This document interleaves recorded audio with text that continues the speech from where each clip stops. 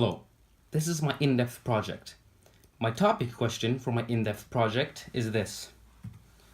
Where did the idea of the Freedom Dividend originate from, and what are its disadvantages? First of all, let's find out what the Freedom Dividend really is. The Freedom Dividend is an idea presented by 2020 Democratic presidential candidate Andrew Yang.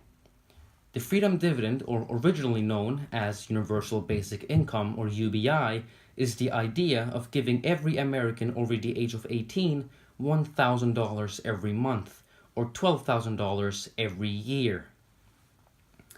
And with this idea, Andrew Yang wants to achieve some goals. Some of these goals include ending poverty in America, helping Americans, and improving the economy. It sounds like a great idea, so where did it originate from? The idea of the Freedom Dividend has actually existed for a very long time. But Andrew Yang has given credit to a lot of people for making him come up with this idea. Some of these people he has given most credit to is Martin Luther King Jr., former US President Richard Nixon, and Nobel Prize winning economist Milton Friedman. Let's start with MLK. MLK didn't actually talk about UBI in his speech that is quoted on Andrew Yang's website. He talked about guaranteed minimum income, or GMI. A guaranteed minimum income is supposed to make sure every American household is guaranteed a living salary. This is not the same as universal basic income. It's only making sure you are paid enough to support yourself. It's not giving out money every month. The same with former US President Richard Nixon.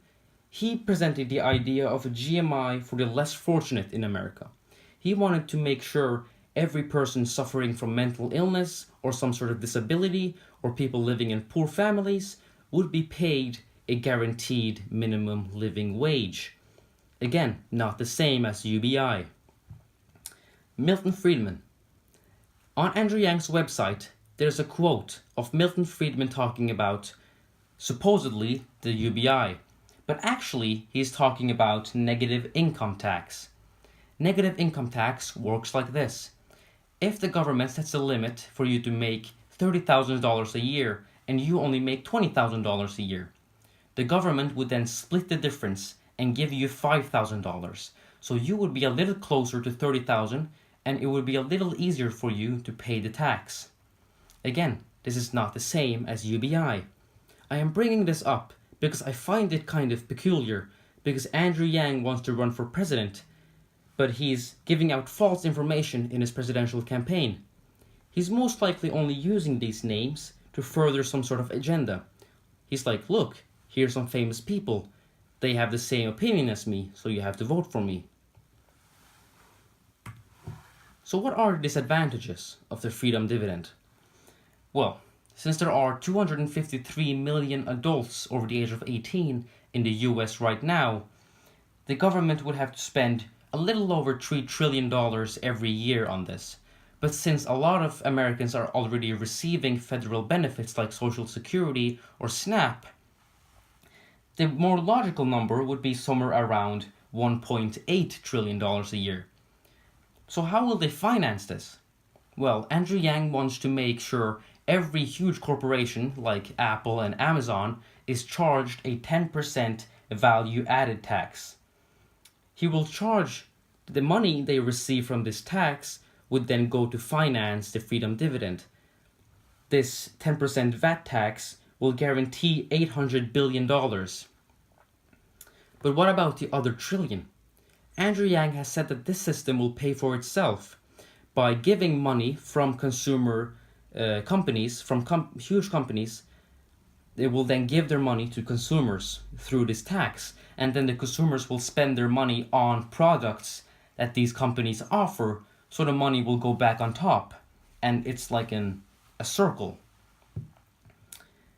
But what if people decide to spend it on other things, like put it in savings, or pay off debts, or pay down mortgages, and not spend it on consumer goods? That's where the problem occurs. If people are given a lot of money, it's hard to say what they will really do with the money. And if they start spending it on everything else and not consumer goods, these companies that are paying the tax will eventually just keep paying the tax and losing more and more money.